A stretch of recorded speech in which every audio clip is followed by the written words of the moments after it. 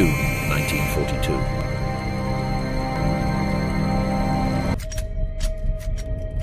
Reinhard Heydrich takes his last breaths. His heart can't take anymore. He regrets not being able to see with his own eyes the end of his master plan. The final solution, with which he planned to exterminate all the Jews in Europe. Just a few years earlier, this military man, who seemed destined for a career marked by failure, was chosen as chief of Reich Security. Heydrich became Hitler's favorite leader, while his enemies wanted him dead.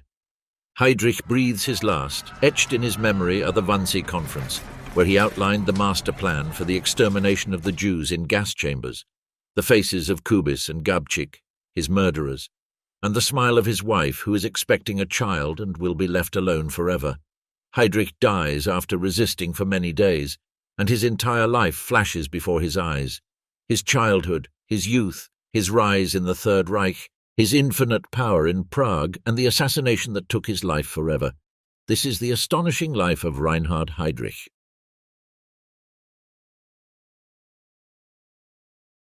From violin to Nazi poison.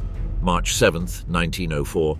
Life changes completely for opera singer Richard Bruno Heydrich, founder and director of the Halle Conservatory of Music and Theatre, and his wife, piano teacher Elisabeth Krantz. That day, their son, Reinhard Tristan Eugene Heydrich, was born in the city of Halle, located in the German state of Saxony. Motivated by his profession, Richard chose three very special names for his son: Reinhard, in homage to the tragic hero of one of the operas he performed; Tristan, after Tristan und Isolde, one of Richard Wagner's best-known works; and Eugen, in honor of his maternal grandfather, who had been a professor at the Royal Conservatory of Dresden. Influenced by a family of musicians, Reinhard Heydrich quickly became passionate about music. At just 6 years old, he began playing the piano and violin.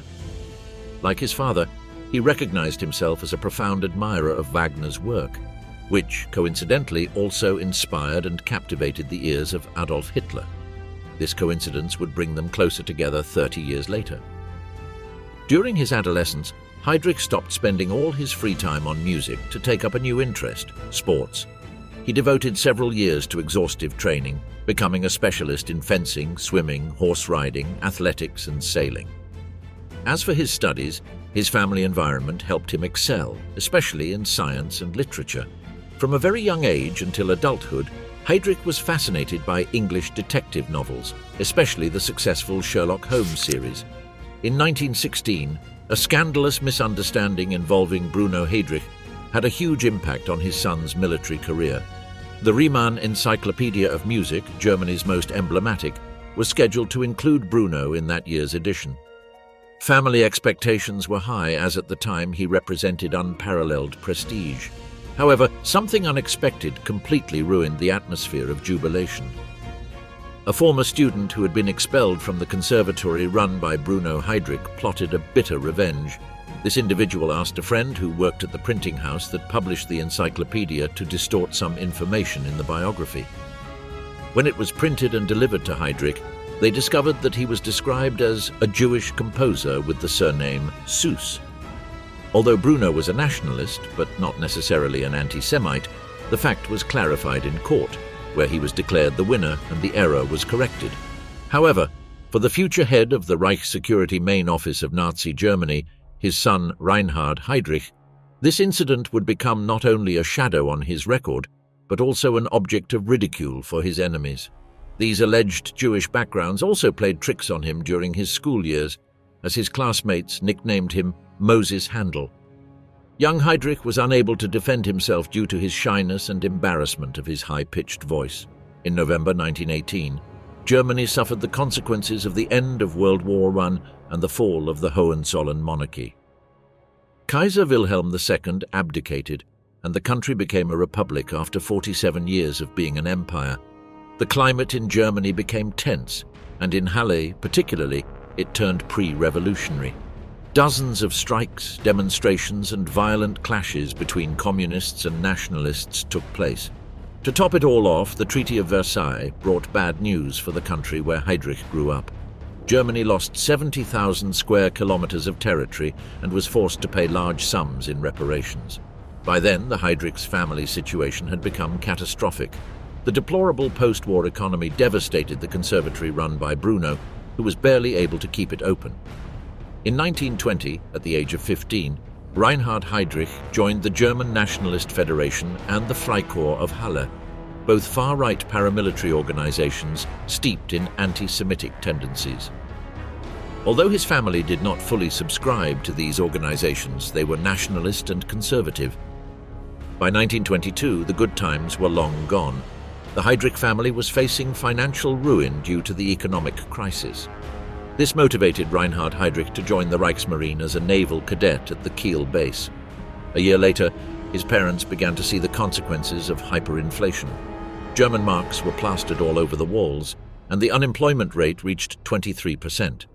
Heydrich escaped reality with his naval position and was sent to officer training at the Mürwik Naval Academy. In 1926, he was promoted to second lieutenant and assigned as a signals officer to the battleship Schleswig-Holstein, the last of the Deutschland-class ships built by the Imperial German Navy. This position earned him excellent reviews from his superiors. However, while his family might have thought their son was fortunate to have escaped the reality of the country, Reinhard Heydrich was living a nightmare. The shadow of his false Jewish ancestry continued to haunt him, and his classmates harassed him endlessly, calling him White Jew or Moses. Our protagonist began to feel resentful of the prejudices and unbearable ridicule, but far from becoming angry with his aggressors, his anti-Semitic nature took shape, and the consequences were, by then, unpredictable.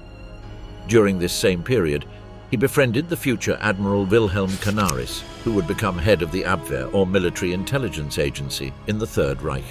Canaris was impressed by his athletic prowess and artistic talent, so he decided to become Heydrich's mentor. Heydrich joins the Nazi Party. In July 1928, Heydrich received a promotion to first lieutenant in the Navy, which filled him with renewed ambition and arrogance. His superiors then transferred him to the Communications Division at Kiel Air Force Base. During his stay there, Adolf Hitler and his National Socialist Party rose to power. In September 1930, German society placed its trust in the Nazi Party after garnering approximately 6.5 million votes in the Reichstag elections, where it became the second largest force in parliament. At the same time, love knocked on his door. At a dance, Heydrich met Lina von Osten, a 19-year-old woman from a Danish lower aristocracy family, which had also suffered the consequences of post-war hyperinflation.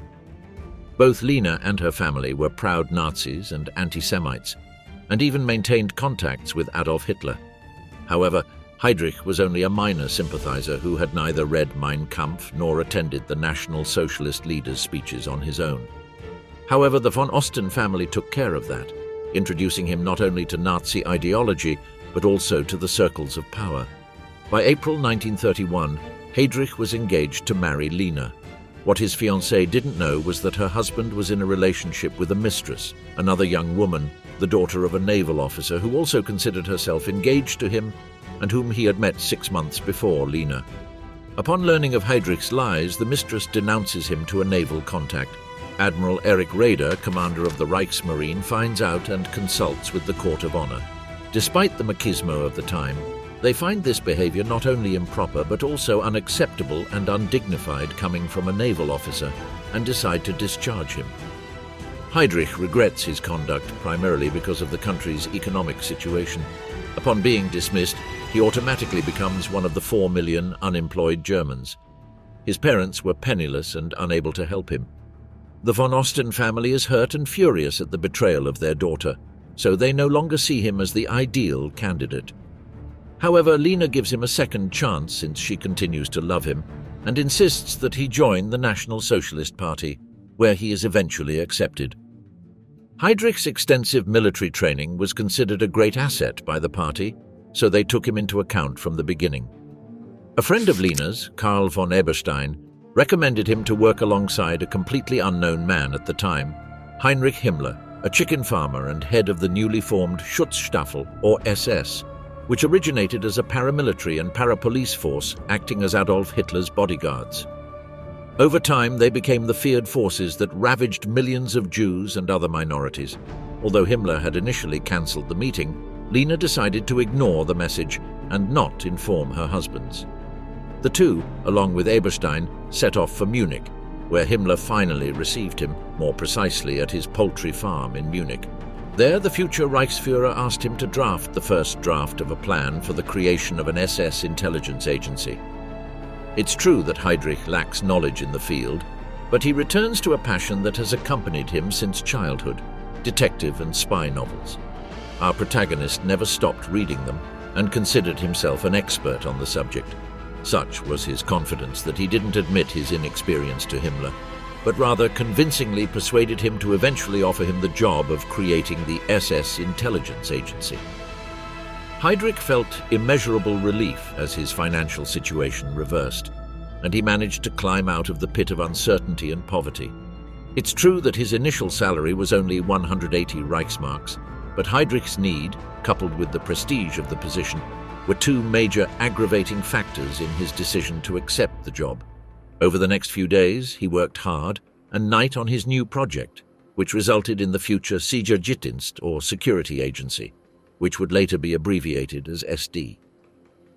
In July 1931, Heydrich formally joined Himmler's SS, which already boasted a promising membership of 10,000. With his superiors' approval, he created a network of spies whose intelligence was systematically stored in the Brown House, the Nazi Party headquarters used to persecute opponents. At first, he had no choice but to share an office and secretary with a fellow SS member, but in 1932 his salary was increased to 290 Reichsmarks, which gave him more leeway and made him feel more comfortable. What he didn't know at the time was that 6 years later, he would be earning more than 17,000 Reichsmarks per year. Heydrich's presence in the Nazi Party was increasingly respected. They attached such importance to his work that, at the same time as his wedding, Himmler, as a tribute, promoted him to the rank of SS Sturmbannführer, which translates as Commander of the Assault Unit or Major. He was overjoyed to see his new uniform after being announced a military rank equivalent to his work and commitment. However, it was not the same rank he had held when he was expelled from the Navy, due to the social prestige that each position entailed. As the months passed, Himmler increasingly trusted Heydrich's abilities, who acted not only as his executive arm, but also as Adolf Hitler's. The master of Nazi intelligence. However, Heydrich's life was anything but peaceful. Himmler's rival organization within the Nazi apparatus, Ernst Röhm's SA, boasted 100,000 men. Tense street fighting marked the dispute, and Heydrich was beginning to gain notoriety. Communist opponents were impressed by his brutality and nicknamed him the Blonde Beast. This nickname, in addition to being linked to his ferocity when attacking, also reflected his superficial appearance, which aligned with the prototype of the supposedly ideal Nazi. At one point 9 meters tall with blonde hair and blue eyes, he became what was understood at the time as Aryan. When it came to recruiting personnel for the SD, Heydrich had high standards, which even exceeded his own and even the requirements for the Leibstandarte, Hitler's elite guard. In 1932, Hitler and his party obtained more than double the votes they had in the previous elections, reaching 13.5 million votes, becoming the largest minority in parliament with 37% of the electoral roll. This context led to an increase in street fighting between communists and Nazis. It's true that this setting seemed ideal for developing his professional skills, but his alleged ties to Judaism played another trick on him. Heydrich was denounced before Gregor Strasser, head of the Nazi Party organization. After several tense days during which our protagonist lived on edge as his life hung in the balance, the court ruled that the accusation was unfounded and thus declared him free of any Jewish ancestry. 7 months after the elections, an alliance between Catholics and nationalists was established, leading President Paul von Hindenburg to declare Hitler Chancellor. Shortly after, the Nazis burned down the Berlin Parliament, known as the Reichstag, and blamed the Communists. Quickly, and using the resources of tyranny, Nazism began to take over various sections and autonomous regions. In this vein, Heydrich took over the Bavarian police force in Munich, and the same occurred in the rest of the German cities. The deployment of concentration camps to imprison political dissidents and anyone who thought differently quickly began. Hermann Göring unified the various Prussian police organizations into the Geheime Staatspolizei, the secret state police, better known as the Gestapo. In 1934, the Gestapo was merged with Himmler's SS, and from 1939 with the Reich Main Security Office, also known as RSHA, headed by Reinhard Heydrich. Back in 1933, the remaining political parties in Germany were outlawed and a totalitarian regime was established.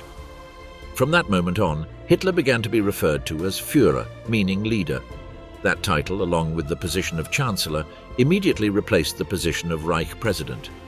Meanwhile, the SS, with its 200,000 members, controlled state repression, but not street repression, which continued to be the responsibility of Ernst Röhm's SA. Röhm was a long-standing ally not only of Hitler and his ideas, but also of Himmler and Heydrich in their fight against communists, socialists, conservatives and moderates. However, he was now transforming into a dangerous competitor. The top brass of the SS met with the SD in Berlin. There, Heydrich made an announcement that left everyone speechless. According to intelligence reports, the SA was planning a coup. They quickly compiled long lists of leaders plotting against the Führer, the army, and the state. Once completed, they prepared to launch Operation Hummingbird, also known as the Night of the Long Knives. This operation served to arrest and imprison the top brass of the SA throughout Germany. This activity particularly captured Hitler's attention, and he ordered the elimination of all political opponents without exception. In this context, Ernst Röhm and Gregor Strasser were assassinated. The SS and SD won the confrontation, and as a reward, Heydrich was promoted to SS Gruppenführer, which means Lieutenant General. Along with this long-awaited announcement, he received news that delighted him greatly. Wilhelm Canaris was appointed head of the Abwehr, the army's intelligence service. Einsatzgruppen kill without mercy. 11 months later, Germany launched Operation Whitecap, better known as the invasion of Poland. In this context, SS personnel coordinated by Heydrich simulated an attack on a German customs post and a radio station, broadcasting a nationalist message in Polish. They subsequently dressed prisoners murdered at the Sachsenhausen concentration camp in Polish uniforms.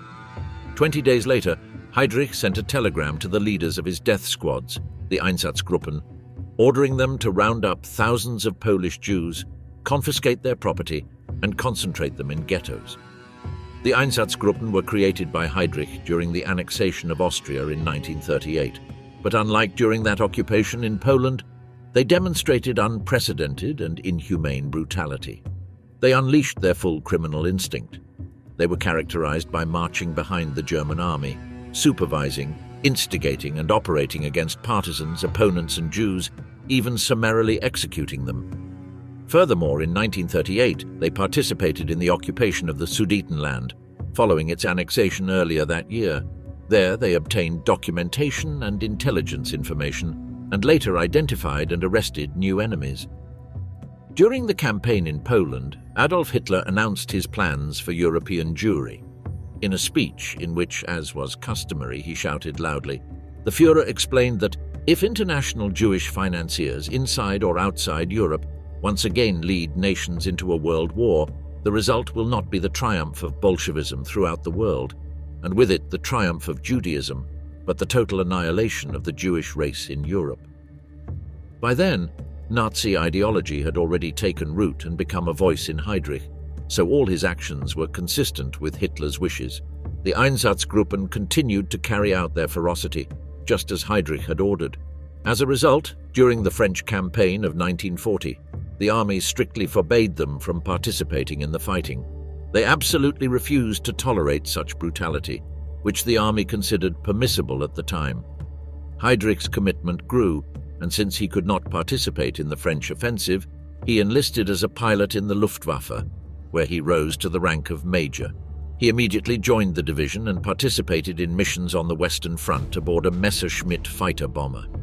After exceptional experiences, he began to take part in more than 100 air missions on different fronts, mostly in the Eastern Front. He was quickly awarded an Iron Cross, First Class, and a Second Class. However, a serious accident behind Soviet lines in July 1941, in which Heydrich's life was in danger, led Hitler to ban him from continuing his piloting duties. In 1941, the SD, led by Heydrich, was ordered to carry out the decree known as Night and Fog. This decree mandated the discreet arrest of persons who allegedly endangered the security of Germany under the cover of night and fog. The operation involved the SD filling out a questionnaire with the suspect's personal information, country of origin, and details of his crimes against the Reich. This form was placed in a sealed envelope bearing the inscription Nacht und Nebel, meaning night and fog. Once in the Central Prisoner Archive, the approximately 7,000 prisoners held under this decree were given the special code Undercover Prisoner. As Heydrich's experience as a pilot comes to an end, all Polish Jews are transferred to the ghettos, while Hitler's Commissar order mandates the murder of all members of the government, the Communist Party, Jews and partisans. The primary task of carrying out these murders is the Einsatzgruppen. On June 22, 1941, Hitler launched Operation Barbarossa, the German army's invasion of the Soviet Union. More than 5 million Jews were captured and then transferred to various camps housing approximately 3 million Polish Jews, under the direct jurisdiction of Himmler and Heydrich. Heydrich considered Jews to be the biological basis of the Soviet state and therefore gave explicit orders to physically annihilate Jews holding positions in the Communist Party and the Soviet state. The Einsatzgruppen quickly decided to murder and execute any Jews they deemed old enough to bear arms.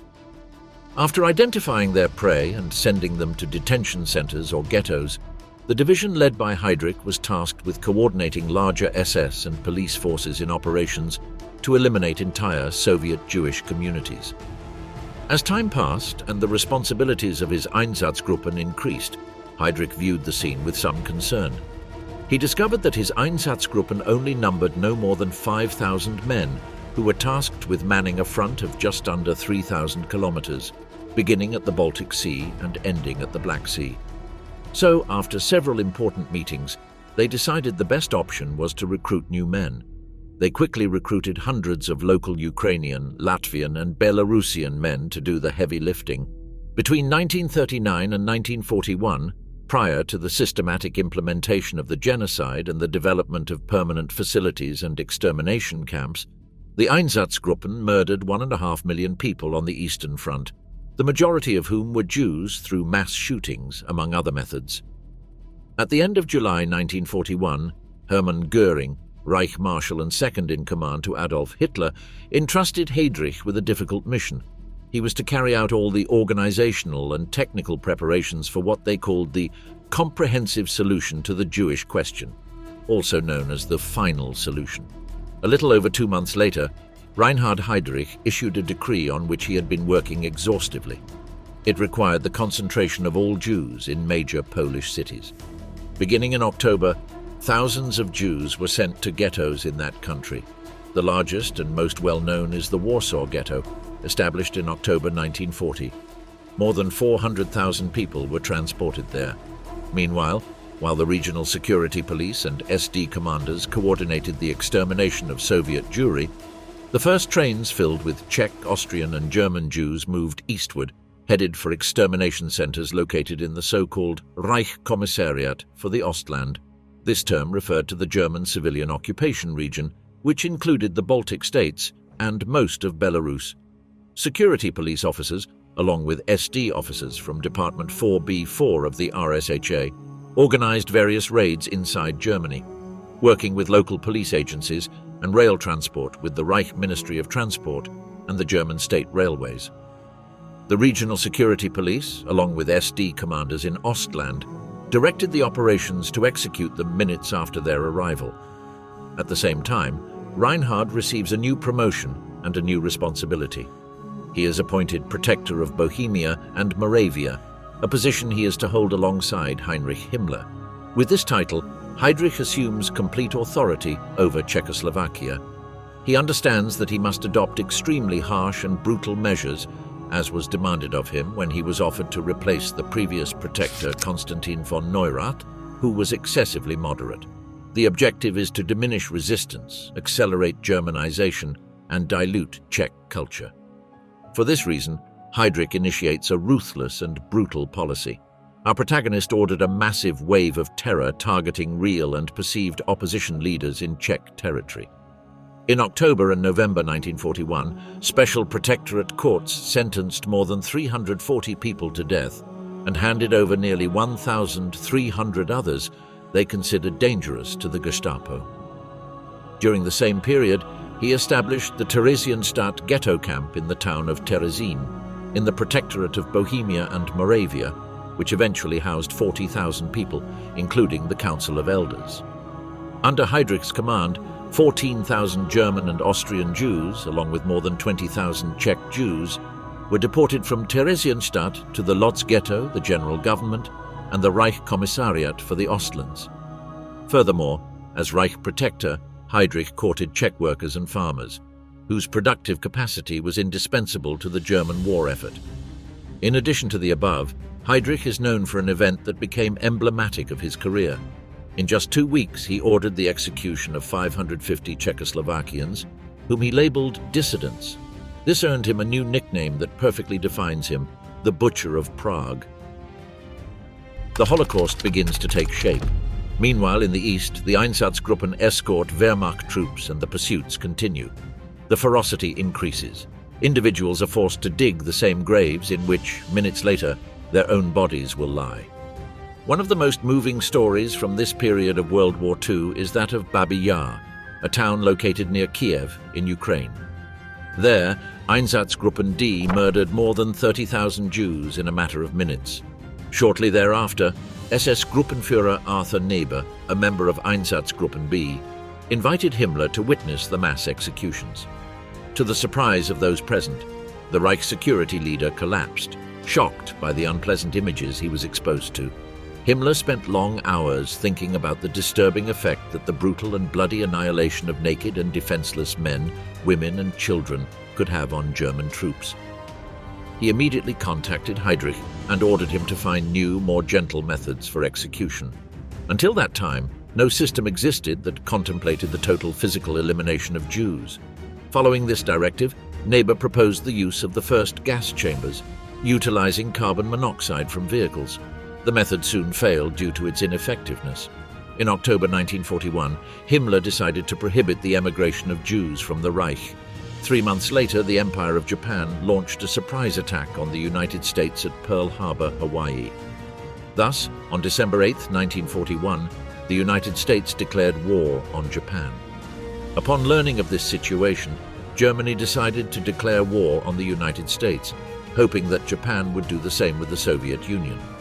The war went beyond Europe, and the conflict became World War II. Although the Germans tried to deny it, the war was likely lost, as Nazism had to confront the Soviet Union, Great Britain, and the United States simultaneously.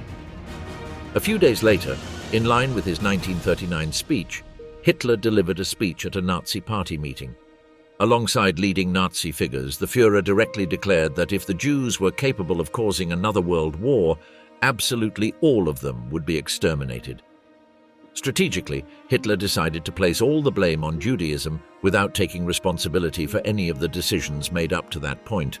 But the German leader knew no bounds, and so without much hesitation, he announced the extermination of all Jews in Europe. Both Heydrich and Himmler took note of these statements and began working to grant his wish. The year 1941 is drawing to a close, and Heydrich and his team meet for long days and nights to determine the decisions they will make to, once and for all, launch the Holocaust and completely wipe out Jewry. What Reinhard Heydrich didn't know is that Jan Kubiš and Jozef Gabčík, 2 Czechoslovakian paratroopers, along with a team trained by the Directorate of Special Operations, are parachuting down, landing in Prague. Their sole objective is to assassinate Reinhard Heydrich. Thus begins Operation Anthropoid. The first extermination orders. January 1942 arrives and our protagonist reaffirms Göring's order imposed a few months earlier, calling for a new conference aimed at implementing the final solution to the Jewish question. Originally scheduled for December 9, 1941, this meeting was cancelled due to the Japanese attack. It was rescheduled for January 20, 1942 in Wannsee, an elegant suburb of Berlin. The town boasts mansions overlooking the lake, home to prominent Nazi figures such as Goebbels, Theodor Morell, and Albert Speer. The house chosen for the conference is 56-58, which belongs to the SD. High-ranking officers visiting Berlin stay there, although according to Heydrich's plans, this will be his home after the war, where he will live with his family. Returning to the conference on the final solution on January 20th, 15 officials of the Third Reich attended a meeting that would determine the fate of the Jews. Although things were not going well for them, they were definitely about to get worse during the meeting. Among the high-ranking Nazis were representatives from the Chancellery, the Foreign Ministry, Martin Bormann's Nazi Party, the Ministry of Justice, Göring's Office for the Four-Year Plan, the Occupied Territories, the SS, and the Gestapo. Many were young, university-educated men of equal rank to their host, Reinhard Heydrich, but equally powerful. The conference lasted approximately 90 minutes and included French wines, cigars, and cognac. While millions of people outside were starving and thirsty in extreme temperatures, Nazi officials not only ate more than their appetites could handle thanks to a lavish buffet, but also enjoyed a comfortable and warm environment. Among the guests, only 2 were familiar with the subject, apart from Heydrich. One of them was SS Lieutenant Colonel Adolf Eichmann, who was in charge of the logistical aspects of the Holocaust: transportation, infrastructure, emigration, and deportations. In his office, issues such as whether to deport the Jews to Siberia or to the inhospitable island of Madagascar, near the Indian Ocean, were often discussed. Eichmann handed out minutes of the meeting to each of those present. Heydrich's objective was to reach a general consensus on the Jewish solution, which would be led by Himmler and Heydrich. The minutes include a comprehensive list of the number of Jews by country. They even include England, the country they hoped to occupy. According to the counts, the total number of Jews to be exterminated was approximately 11 million. In copious small print, the text states that each of the Jews is to be sent east, where they will be subjected to forced labor on road construction under precarious conditions until natural exhaustion kills them. Although those present voice some objections, they ultimately decide to accept Heydrich's plan. One of the guests who aligned himself with these directives was Dr. Wilhelm Stuckart, a renowned Nazi lawyer in the Nazi Ministry of the Interior and author of the Nuremberg Laws, which excluded Jews from public life. Initially, Stuckart presented his arguments regarding the treatment of Jews considered mestizos, that is, half Jewish, half German, as the Nuremberg Laws contemplated. He also proposed things like dissolving mixed marriages by law and forcibly sterilizing mestizos. Neither of these proposals was accepted. Among those present was one guest who disagreed with Heydrich's proposal. In fact, he expressed this in the post-war period, so in a sense he was trying to oppose it. We are talking about Dr. Friedrich Wilhelm Kritzinger, a member of the Reich Chancellery. He mentions that the Führer expressly assured him that this measure was not contemplated and was not planned. Heydrich replied that, due to political reasons, Hitler would never admit it publicly, but that his secret order was the final solution. This was not the first time Kritzinger had objected, as between 1940 and 1941 he refused to declare German Jews stateless. Like Kritzinger, the one who raised an objection was Erich Neumann, sent to the meeting to represent Hermann Göring and responsible for the four-year plan for Germany's economy. Somewhat timidly, Neumann argues that, at that time, Jewish slave labor was indispensable, so their deportation significantly affected production levels. But as our protagonist always has an answer for everything, he argued that they would be replaced by Slavs. To avoid further objections, Heydrich states that if any Jews survive, they will be eliminated. Consequently, he reiterates his desire for the total annihilation of Judaism. In any case, he emphasizes that those who, from the outset, are unfit for forced labor will suffer the same fate, including everyone from Roma and homosexuals to the disabled and mentally handicapped.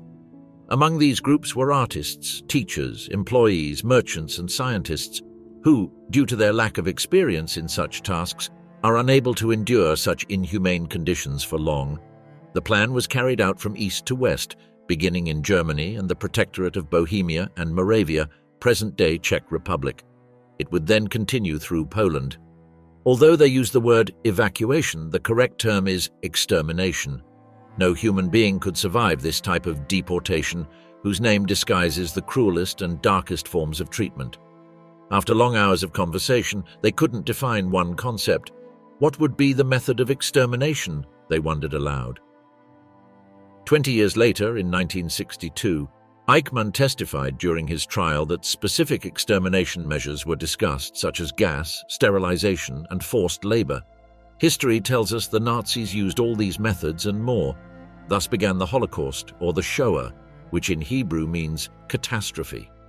Heydrich's plan was to exterminate the 11 million Jews living in Europe, but he didn't know that if that happened, he wouldn't live to see it. 4 months later, his life would end in Prague, the same city where hundreds of thousands of Jews had been dying.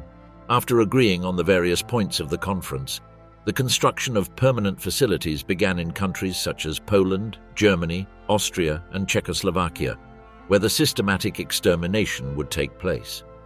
Dozens of freight trains were used to transport the victims. The extermination did not occur immediately, as the captives were first subjected to gradual wear and tear through labor. After the end of World War II, the mechanism used for the final solution was revealed. During the trials, Rudolf Höss, the head of the Auschwitz concentration camp, admitted to having accidentally discovered the use of Zyklon B, a dangerous pesticide. In his explanation, he recounted that in 1941 he had used this compound on Soviet prisoners of war who took approximately 10 minutes to die. Once this powerful and deadly chemical was put into practice, Himmler ordered the design of fake bathrooms where the naked victims were led and murdered with this compound. Furthermore, Höss admitted to having built crematoria to leave no trace of the bodies. According to the Auschwitz commandant, this procedure began in March 1942. Horrified by the account, the court inquires about the number of victims of these gas chambers. Without any remorse, as if providing an irrelevant fact, Höss calculates an approximate of 2.5 million people in Auschwitz alone, but clarifies that this is only an estimate, as there were no official records on the matter. Höss's honesty rendered the other defendants speechless, including Hermann Göring, who sought to defend himself with arguments that lacked truth and sense. Höss's confessions helped post-war generations fully understand the horror that millions of people experienced in the concentration camps. The end of the Nazi butcher. Back in the war years, while the final solution was being planned and simultaneously the assassination of the Butcher of Prague was taking place, Reinhard Heydrich, along with his wife Lina von Osten and their children Klaus, Haida, Silke and Mate, who was still in his mother's womb, resided in the exclusive Panenské Brezany Palace, a neoclassical country estate with extensive gardens located approximately 20 kilometers from Prague. Another important place in Heydrich's daily life was the government headquarters known as Hradčany Palace, which is over 500 meters long and was built in the 9th century as the residence of the Bohemian kings. There, Heydrich would entertain his guests with lavish parties where he showed off his musical knowledge. He also showed off his father's musical works to his spectators, who watched him in astonishment and deep admiration. May 27, 1942 was not a day like any other. The sun shines in Prague, and its residents, those lucky enough not to be subjected to concentration camps, stroll through this beautiful city. The waters of the Vltava River, the longest in the Czech Republic, are calm and pleasant. But nothing is the same in this region, which endures another year under Nazi occupation. Many of them sadly remember 1939, when the Nazis entered their beloved nation to rob them of their freedom. Winter hits the city, and the dictatorship imposed by the Protector of Bohemia and Moravia generates discontent among the residents. Spring mitigates the cold, but not the disillusionment or despair. Nevertheless, the Czechs continue with their lives, drinking coffee in cafes and buying food in stores. Everything seems the same as before, but at the same time, everything is completely different. The entire population is unaware that a few hours later they will receive great news. Meanwhile, at the Panenské Brezany Palace, Heydrich enjoys playing with his 3 children. His wife, Lina, rests in her room. That day, he is slightly late and leaves home at 10 a.m. for Prague. After fulfilling formal obligations at Hradčany Castle, he travels by plane to Berlin for a meeting with Adolf Hitler. While the life of the blonde beast continues peacefully, the construction of the permanent gas extermination facilities in Poland progresses at an accelerated pace. The final solution is in full swing, which noticeably pleases Heydrich and fills his days with meaning. He spends day and night attentive to the progress of the planning and pays attention to even the smallest detail. He knows that good work and successful implementation will forever make him a part of history. He is aware of the power he wields, which gives him a confidence rarely seen in anyone. On May 27, 1942, he climbed into the convertible Mercedes-Benz, driven by his chauffeur Johannes Klein, as he did every day. Unlike other Nazi leaders, he had no guards or escort. This decision stemmed from his desire to demonstrate that he was not afraid of the Czechs, and despite the dislike the locals might have for him, his authority was unimpeachable and unquestionable. Deep down, he was convinced that not only could no one replace him, but that they were also incapable of assassinating or even wounding him, as the consequences would be brutal.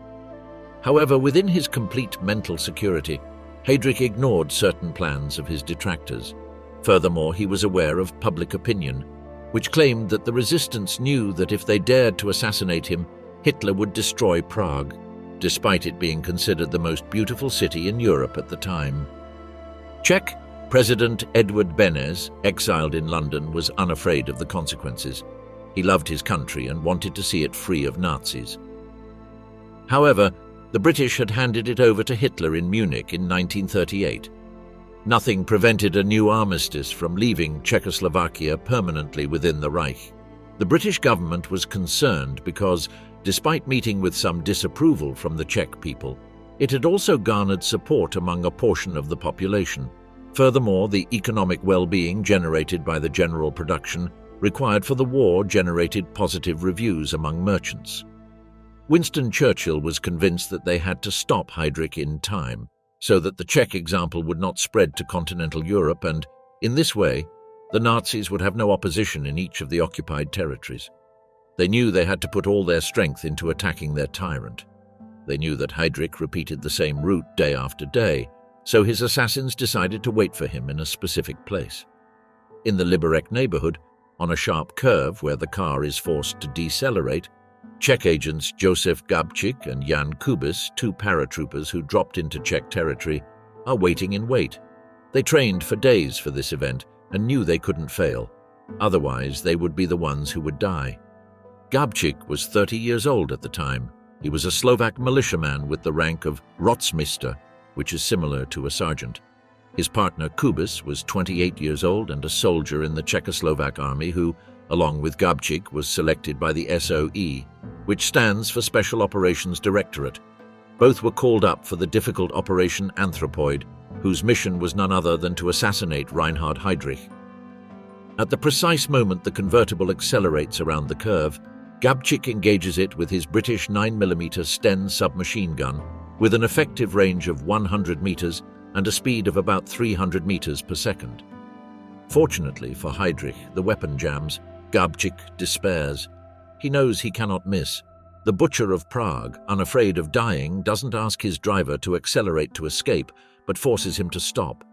With the car completely still, he draws his pistol and shoots Gabčík. However, as this happens, Kubiš stealthily approaches with a powerful explosive and places it under the convertible. A second later, the Mercedes-Benz flies into the air. Heydrich suffers injuries that are not fatal, but shrapnel and several components of the car are embedded in his back. Nevertheless, the Nazi leader attempts to continue shooting, but collapses. Meanwhile, Kubiš and Gabčík escape, hiding in a nearby building. In Berlin, the Nazi high command learns of what has happened and suspects the possible start of a general uprising. As a preventive measure, they decide to completely seal off Prague. To this end, they use 3 Wehrmacht battalions, several Gestapo divisions, and the SS. Together, these groups total more than 12,000 troops. In their search for the murderers and conspirators, they searched more than 36,000 buildings. At the same time, Heydrich refused emergency treatment by Czech doctors, which he considered fatal, as they themselves could be responsible for dealing the final blow to his wounds. Heydrich trusted no one, just like Hitler and his close associates. They trusted only German doctors, so Himmler sent a top-notch team. On May 31st, Himmler visited Heydrich, who progressively improved.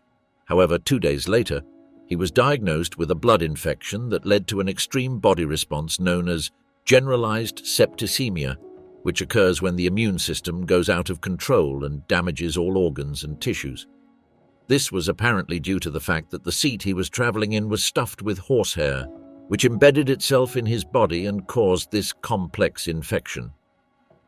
Reinhard Heydrich fell into a tragic coma.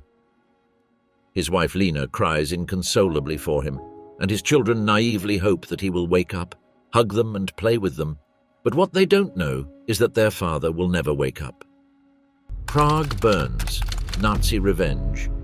On June 4, 1942, Reinhard Heydrich died in Bulovka Hospital at the age of 38. The Führer, who considered Heydrich as his possible future successor, deeply regretted his death. He later described him as one of the best National Socialists, one of the staunchest defenders of the concept of the German Reich, and one of the greatest adversaries of all the enemies of this Reich. At the time, Hitler had coined a pseudonym for him, which filled Heydrich himself with pride, the man with a heart of iron.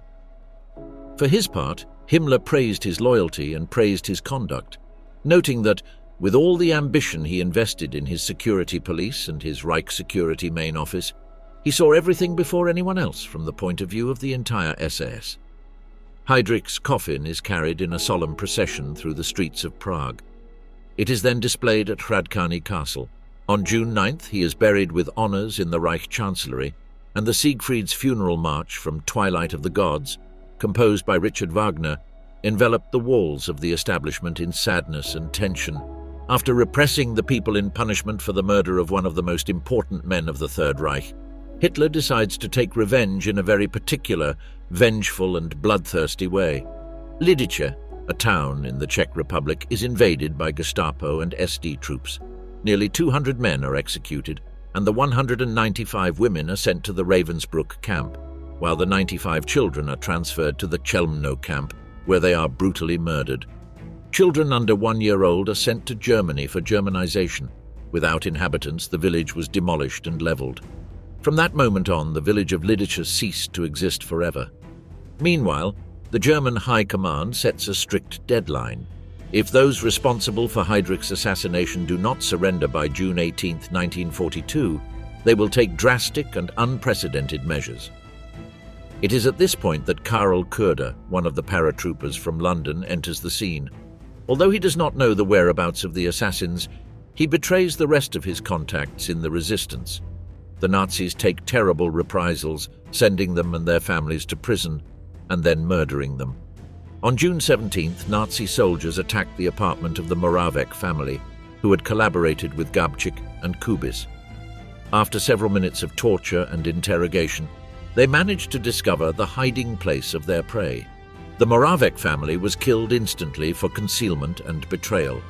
This is how they discover that they are hiding in the Orthodox Church of Saints Cyril and Methodius, awaiting a plan that will allow them to escape from Prague. On June 18th, the final date before the fatal revenge, 800 SS men entered the church, finding Kubiš with Adolf Opalka and Jaroslav Svák, 2 companions on guard, and then starting a tremendous firefight. The SS managed to emerge victorious and captured Kubiš while he was unconscious from various blows. Sometime later, he died in the hospital due to the extensive wounds sustained during the firefight. The rest of the resistance fighters were hiding in the church cellars. Against his will, the priest Vladimir Petrek had no choice but to admit that Gabčík and other soldiers were underground. What followed were 6 hours of fierce fighting in which the German ranks lost 14 men to death and 21 were wounded. As expected, the resistance had a tiny number of men compared to their enemies, so running out of ammunition, they gave up fighting and committed suicide. A better fate befell Karl Kurda. After his betrayal and identifying the bodies of his comrades, he was rewarded by the SS with 2 million Reichsmarks. Seeing this chaotic scene, Gorazd Pavlik, the Bishop of Prague, took the blame for the actions in order to minimize reprisals, but instead was arrested and tortured. He, along with the church's priests and key lay leaders, were sent to the Kobylisy shooting range, where they were shot. With a thirst for revenge, the Germans wiped the village of Lazaki off the map forever. Heydrich lay in his grave, his family mourned his loss, and the final solution continued.